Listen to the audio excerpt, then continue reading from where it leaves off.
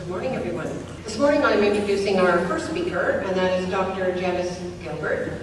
She is a wetlands ecologist with the Lake Erie Management Unit of the Ministry of Natural Resources.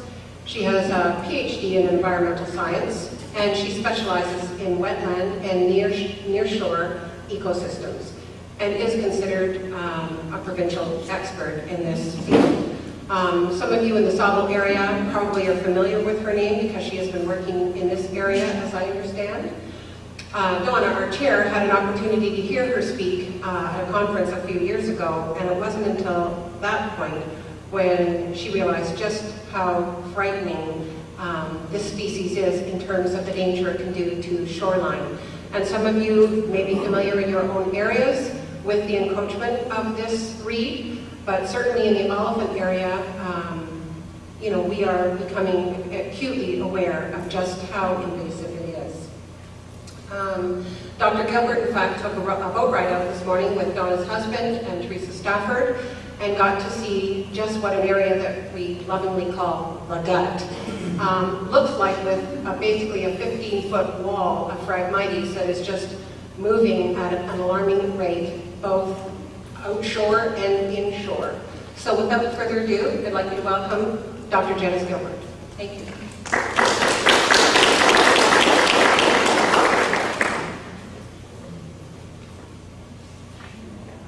First of all, I'd just like to, I really don't like being called doctor.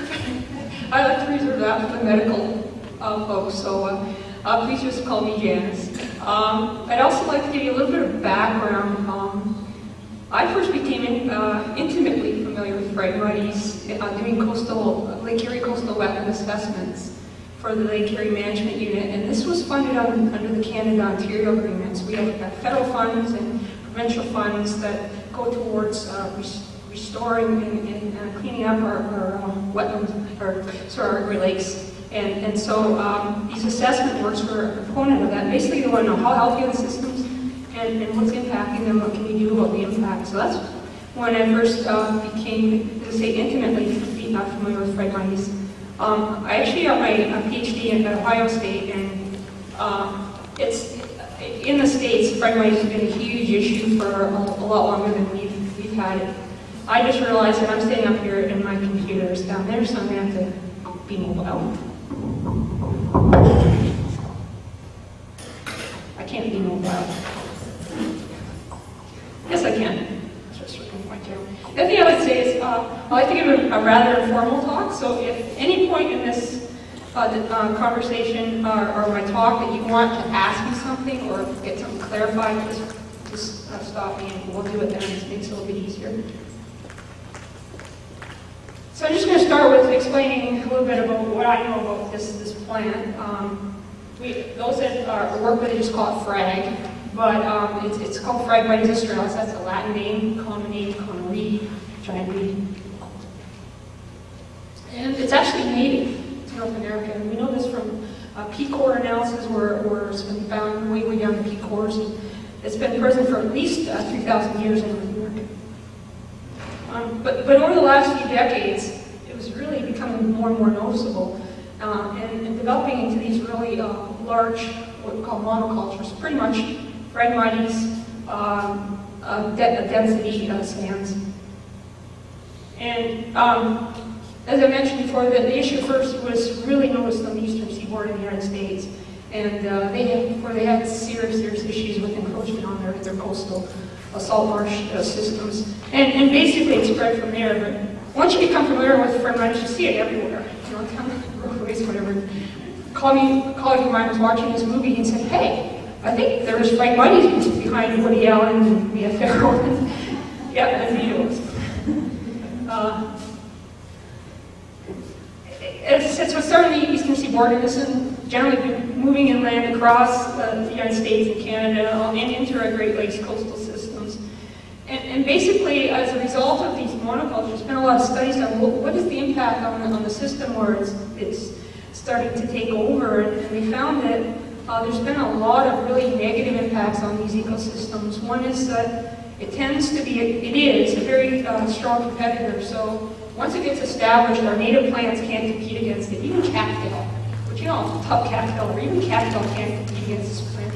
So the end result, it reduces diversity in that habitat purely.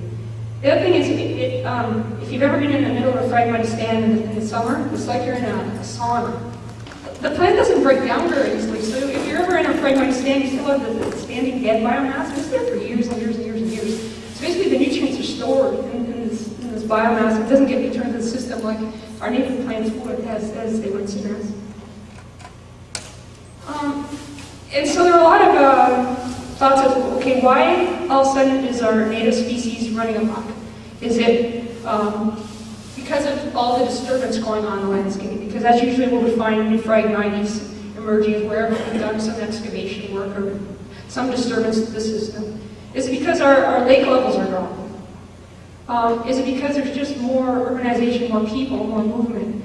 Or is it because of increased nutrients, which is a problem from atmospheric deposition and also from our creeks and rivers and from human activity increasing nutrients in the system? And it wasn't actually until recently that a geneticist in the States, Kristen Saltonstall, determined that we actually are dealing with an invasive strain. And she's identified as this haplotype M, and that's what we're dealing with here in Canada, in Ontario. And so the Latin name, thank you very much, for that is Phragmites Australis, subspecies Australis. The native strain is Phragmites Australis, subspecies Americanus.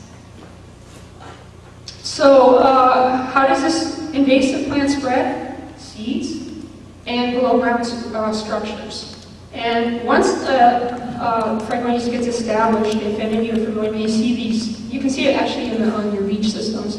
These, I call them runners, the rhizomes, and they run along, and then they send out new shoots. In wetland systems I work in, those rhizomes, those runners are below ground. You can't even actually see them, but the new shoots you can certainly see coming out. The seed heads themselves, you can see they're very big and flat. I saw someone walking with some Phragmites. Where'd you go? You got the seed head there?